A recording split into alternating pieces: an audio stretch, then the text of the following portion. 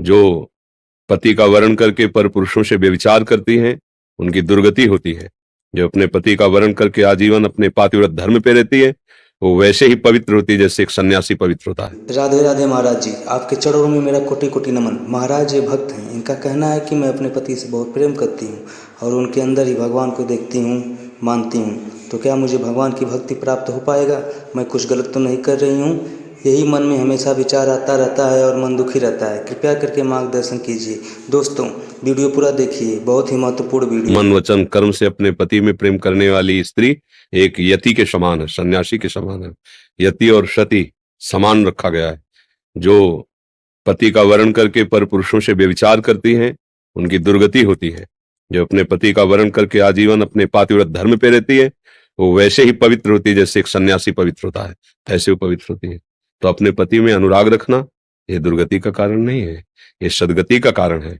बस और भाव सुधार लीजिए कि पति में परम पति का भाव कर लीजिए कि अगर हमारे प्रभु श्री कृष्ण इसके हृदय में ना हो तो ये शरीर न चलेगा, न फिरेगा, न बोलने लायक, न देखने लायक। तो इसका मतलब हमारा जो प्यार है वो प्रभु ही स्वीकार करने के लिए इस रूप में आए हैं। और अपने पति का अनुगमन करें, उनकी आज्ञा के अनुसार चले। जैसे हम अपने आराध्य देव के सामने नम्र व्यवहार करते हैं वैसे व्यवहार करें। पति के किए हुए किसी भी कटु व्यवहार से क्षुब्ध ना हो। जैसे भक्त के प्रति अब वो हरे कृष्ण जप रहे हैं और 20-22 बाजारों में मार कूड़े खाल खींची जा रही, तो भगवान से प्रश्न थोड़ी किया कि हम आपका भजन करें, आपने ऐसा दंड क्यों दिलवाया? तुम्हारी जैसी इच्छा हो। भगवान अधीन हो जाते हैं। तो ऐसे यदि पति के द्वारा किए हुए कटु व्यवहार को भी अपने आराध्य देव के द्वारा किया हुआ विधान मान करके और सहकर वो ऐसी सेवा में रहती है, तो किसी को भी अधीन कर सकती है, उसमें इतनी सामर्थ्य है। महान अत्रि जी सदैव ध्यानस्थ रहते थे, अनुसुईया जी कुटिया में रहती थी। कभी ध्यान से उठे तो जल फूल फल सेवा में उपस्थित करते थे। एकमात्र वो भगवान का चिंतन, और वो करती अपने पति का चिंतन। अत्रि मुनि का, मेरे भगवान मेरे पति देव हैं। ब्रह्मा विष्णु महेश उनकी परीक्षा के लिए आए, उनके पातिव्रत धर्म की परीक्षा के लिए। तो अतिथि गृहस्थी में कोई पधारे तो पूजनीय है। जिसका परिचय ना हो, बिना किसी निमंत्रण के अपने आप आ गया हो, उसे अतिथि कहते हैं। तिथि निश्चित नहीं है, कोई परिचय नहीं है, और जिससे परिचय है निश्चित है आना, उसे अभ्यागत कहते हैं। अभ्यागत का तो स्वागत करना ही चाहिए, पर अतिथि से बहुत सावधान। वो भगवान का स्वरूप है, अगर अतिथि का अपमान हो गया तो वो फिर तुम्हारे पुण्य नष्ट कर देगा। वो विधान है ऐसा। कोई भिखारी कोई भी है, राधे श्याम, अपनी सामर्थ्य नहीं तो हम हाथ जोड़ के कह देंगे आपके देने लायक नहीं, पर हम अपमान नहीं करेंगे कि ऐसे। महात्मा के रूप में गए ब्रह्मा विष्णु महेश। अनुसुईया जी ने देखा कुटिया पे अतिथि पधारे, आदर किया, बैठा ला। भगवान क्या सेवा करे? उनका हम तो दुग्ध पान करने आए। ऋषियों के पास किसी किसी ऋषि के पास गाय होती थी जो यज्ञ के लिए खीर आदि का हविष्य आदि का हवन करने के लिए सहयोग देती थी। तो उनका कुछ समय और ठहरिए, दुग्ध गाय का, मुझे गाय का नहीं आपका दुग्ध पीना चाहते हैं। तो कहा भगवान इसके लिए मुझे पतिदेव से अनुमति लेनी होगी। परीक्षा थी ना। तत्काल, अब पति कोई बाहर तो बैठे नहीं, तो ध्यानस्थ समाधि में तत्काल ध्यान किया और कहा हे प्रभु आपके कुटिया में अतिथि पधारे और वो ऐसा वचन बोल रहे हैं। तो उत्तर समाधि से ही दिया कि इसमें कोई हैरान होने की बात नहीं है। स्त्री के वक्षा स्थल का स्पर्श करने के दो अधिकारी, एक पति और एक पुत्र। पति मैं हुआ, उन्हें पुत्र बना लो। कमंडल से जल लिया और भगवान है और कहा मैं मन वचन कर्म से पातिव्रत धारण करते तुम 6-6 महीने के बालक बन जाओ। ब्रह्मा विष्णु महेश 6-6 महीने के बालक बन गए, गोद में दूध पिलाया, पालने में झुलाया।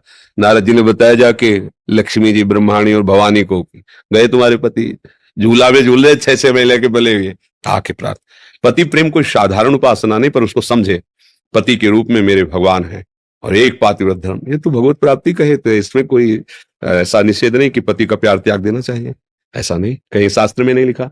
पति से अत्यंत प्यार करना चाहिए, उसके भाव में केवल भगवान रख लेना चाहिए कि मेरे प्रभु इस रूप में आए, बस काम बन गया।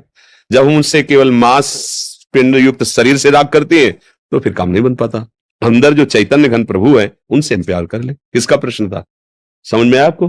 बस बहुत प्रशंसनीय बात है, बहुत प्रशंसनीय।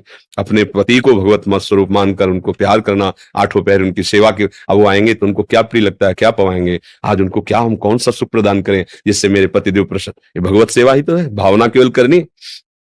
देखो किसी भी जीव में आप भगवत भाव करके सेवा करो, सीधे भगवान की सेवा हो रही। जब आप पाषाण में भगवत भावना कर सकते हैं, काष्ठ में कर सकते हैं, धातु में कर सकते हैं, तो चैतन्य घन में नहीं कर सकते? भावना कर लो मेरे प्रभु, फिर अन्य कोई जरूरत नहीं है। प्रभु वहीं विराजमान है जहां भावना करते हैं जी। सुरेंद्र मलिक जी हरियाणा से। राधे राधे महाराज जी, आपके चरणों में कोटि कोटि दंडवत प्रणाम। महाराज जी, मेरा प्रश्न है कि भगवत प्राप्ति केवल मनुष्य योनि में ही हो सकती है, अन्य योनियों में नहीं, ऐसा सुनने में आता है महाराज जी, ऐसा हाँ, पर अगर कुछ थोड़ा सा रह गया, मनुष्य योनि में पूर्णता नहीं हुई और संयोग बसात उसे पशु योनि में जाना पड़ा या किसी अन्य योनि में, तो ऐसा संयोग बनेगा कि उसे उसके बाद वो भगवत प्राप्त ही पैदा होगा। जैसे भरत जी महाराज गंडकी नदी के किनारे खूब तप परायण, मंत्र जाप परायण है, तो एक हिरनी जल पीने के लिए आई, वो गर्भवती थी, पीछे से सिंह की दहाड़ हुई तो एकदम छलांग मारी, तो गर्भ योनि द्वार से स्रवित होकर गिर गया। अब ये वो देख रहे थे, कूद पड़े, तत्काल उस बच्चे को उठाया और नवजात शिशु देखा, हिरनी गिरी और मर गई, तो अपनी कुटिया में लाए और उसका पालन पोषण करते रहे, छोटी छोटी दूब लाना, उसको पवाना, इतना प्यारा। वैसे हर बच्चा प्यारा होता है, पर हिरन का इतना प्यारा बच्चा कि राजमहल, राजरानियां, राजपुत्रों का त्याग जिन भगवान के लिए किया, उनकी सेवा छूटने लगी, उनका विस्मरण होने लगा, और उसी हिरन को गोद में लिए, कभी घास सुना रहे, और अपनी छोटी छोटी सींगों से जब ऐसे ऐसे, तो बड़ा उनको सुख मिलता, हृदय से लगाए उस हिरन को घूमते। अंतिम समय जब आया तो पास हिरन नहीं था, उसी का चिंतन करते हुए शरीर छूटा, तो हिरन योनि को प्राप्त हुए। पर भजन कर रहे थे ना, पूर्णता भगवत अभी साक्षात्कार तो हुआ नहीं, तो उनको भजन के प्रताप से स्मृति रही, मेरा जन्म नष्ट हो गया केवल इस आसक्ति से, और अपने हिरन शरीर को गंडकी नदी में खड़ा करके, और वही पूरी स्मरण का, तो अगला जन्म हुआ ब्रह्मबोध संपन्न जड़ भरत जी के रूप में, सिद्ध पुरुष के रूप में, कोई साधन नहीं करना पड़ा फिर, और अब वो परम पद को प्राप्त हो गए। तो अगर हमारा भजन मनुष्य योनि में हुआ है और फिर किसी हम योनि में जाते हैं, तो उसका पतन नहीं होगा, वो उसको भोग करके तत्काल भगवत प्राप्ति की योग्यता कर लेगा। पर सीधे केवल पशु योनि में ऐसा कोई आचरण ही नहीं जिससे भगवत प्राप्ति हो जाए। अब जैसे पूर्व में भजन हुआ और उसको चूक हो गई, भगवत प्राप्ति नहीं हुई, अब वो किसी भक्त के घर का कुत्ता बन गया, भक्त के घर का कोई पक्षी, कुछ भी ऐसा, अब वह रोज नाम कीर्तन, भगवत चर्चा और सब सुनाई दे रहा है, वो परम पद को प्राप्त हो जाएगा, शरीर छूटेगा, वो भगवान को प्राप्त हो जाएगा। साधन नहीं बना, पूर्व साधन ने संयोग करा दिया। हितधाम में जब भगवत चर्चा करते थे कीर्तन, तो वहां कुत्ता था, ऐसे जैसे आप लोग बैठे ऐसे बीच में आके बैठ जाता था, तो कुछ संतों ने कंठी भी बांध दी थी, उसका नाम भी, तो वो ऐसे बस ऐसे दिखता रहता। जैसे हम निकलते तो ऐसे आगे के पैर झुका करके ऐसे ऐसे मुंह बगाड़ के, मानो ऐसा राधा बोल रहा हो। ये वो पूर्व संयोग से ऐसा संयोग प्राप्त करता है, साधन तो उससे बन नहीं सकता, पर संयोग के प्रभाव से उसकी भगवत प्राप्ति हो जाती है।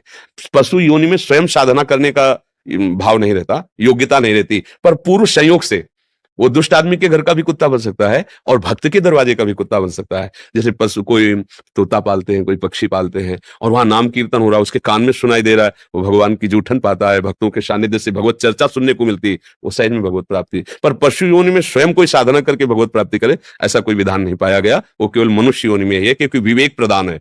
मनुष्य योनि में की हुई साधना में चूक पड़ गई, और वो जैसे इंद्रद्युम्न नाम के राजा थे, उनको भजन करने का भाव आया, तो राजपाट छोड़कर एकांत में भजन में लगे थे।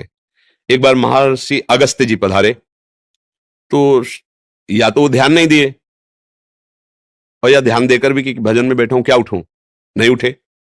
और ये बड़े धर्म का शासन करने वाले महापुरुष, उनका कि एक तो राजपाट छोड़ करके तुमने बिना किसी गुरु की आज्ञा के ये नाटक शुरू किया, पहले तुम्हें वैराग्य लेना चाहिए, किसी गुरु का आश्रय लेना चाहिए, फिर भी देख रहे हो कि ऋषि मंडली जा रही है, तुम खड़े होकर उनका स्वागत, इतना तुम्हें हाथी की तरह तुम बैठे रहे, जाओ हाथी की योनि को प्राप्त हो। अब वही गजेंद्र के रूप में जब ग्राह ने पैर पकड़ा, वही गजेंद्र, अब वहां कोई साधना तो बनी नहीं ना, पर पूर्व में कैसे भी सही भजन किया ना, तो आखिरी समय में कि अब एक ही झटके में ग्राह मुझे ले जाएगा, तो उनको याद आ गई कि हरि स्मृति सर्व विपद विमोक्षणम, भगवान का स्मरण तत्काल बचाता है। हरि, पूरा हरि नहीं निकल पाया था, और भगवान आए ग्राह को सुदर्शन से और हाथ से पकड़कर गज को बाहर, हो गई भगवत प्राप्ति। कोई साधन नहीं बना, पूर्व का साधन काम कर गया। इसमें यह बात देखनी होती है, पशु शरीर से कोई साधना नहीं बनती, पर उसने अगर पूर्व में साधन किया है तो उसको संयोग ऐसा मिल जाएगा कि बात बन जाएगी। जो गाने से, कहने से होता है, वही सुनने से, दोनों का फल एक ही होता है, कथन श्रवण का एक ही फल होता है। तो अब जैसे नामो जप तो नहीं सकता, लेकिन सुनाई तो दे रहा है राधा राधा, और बैठा है, भले कुत्ते की योनि पे बैठा है, अब उसका पुण्य है। धाम का कुत्ता नाम सुन रहा है, अब इसको परम पद मिलेगा। बहुत बहुत धन्यवाद महाराज जी, हम सबको सत्संग ज्ञान देने के लिए, सही मार्ग दिखाने के लिए। दोस्तों, जो भी महाराज जी की बातों को फॉलो करेगा, सारे रोग तकलीफ परेशानी से हमेशा बचा रहेगा। इसी बात पे वीडियो को लाइक, चैनल को सब्सक्राइब कर लीजिए। यहाँ पर रोज़ ऐसे ही सुंदर सुंदर वीडियो देखने के लिए मिलेगा। मिलते हैं।